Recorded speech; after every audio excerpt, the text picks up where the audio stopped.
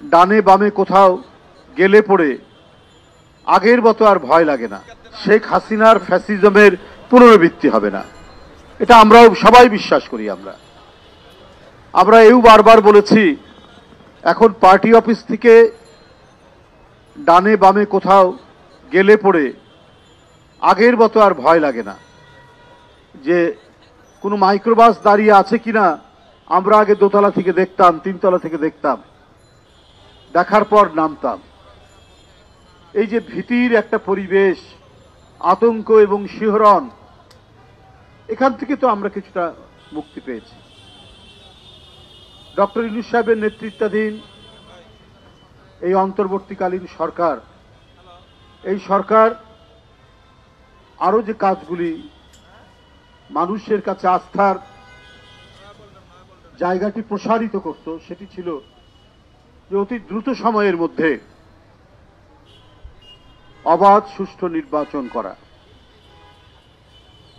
অবাধ সুষ্ঠু নির্বাচনের বিষয়ে কোন উপদেষ্টা বলছেন যে এত তাড়া কিসের? তো এত তাড়া তো নয়।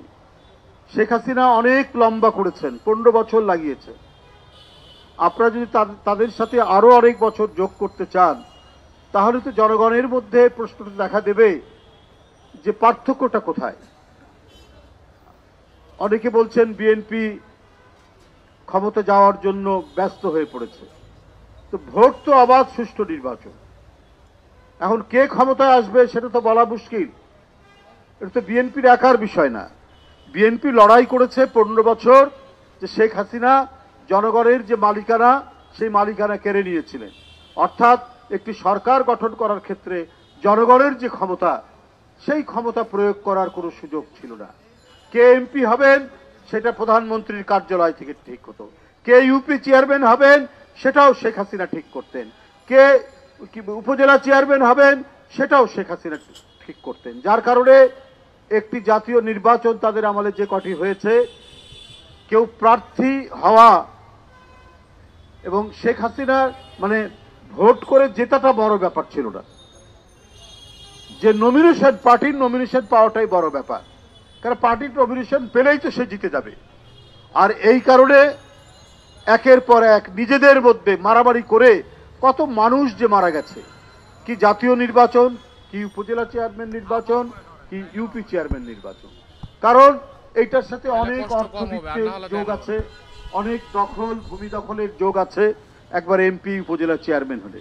এই কালচারটা শেখ হাসিনা তৈরি করেছিলেন। আপনার স্বাধীনতা, আমাদের গণতান্ত্রিক সংগ্রাম, আমাদের 90, আমাদের 24, সবগুলোই তো হচ্ছে রাজনৈতিক সিদ্ধান্ত। কই সেদিনের কোনো ইয়েতে আপনারা হয়তো অনেকে সমর্থন করেছেন, কিন্তু রাজপথে পুলিশের গুলির সামনে নিজের শার্ট বোতাম খুলে যারা দাঁড়িয়েছে, যারা হাসতে হাসতে পুলিশের সেই আয়না ঘরের মধ্যে গেছে, র্যাবের সেই আয়না ঘরের মধ্যে গেছে, যাদেরকে দিনের পর দিন রিমান্ডে রেখেছে, আপনারা তো সেই রিমান্ডের মধ্যে ছিলেন না, আপনারা তো সেই নির্যাতন ভোগ করেননি, সেটা তো আমাদেরকে করতে হয়েছে। আর আপনারা বলছেন রাজনীতিবিদরা তারা এতদিন কিছু করতে পারেননি। এতদিন যা কিছু হয়েছে সেটা তো রাজনৈতিক সিদ্ধান্তেই হয়েছে।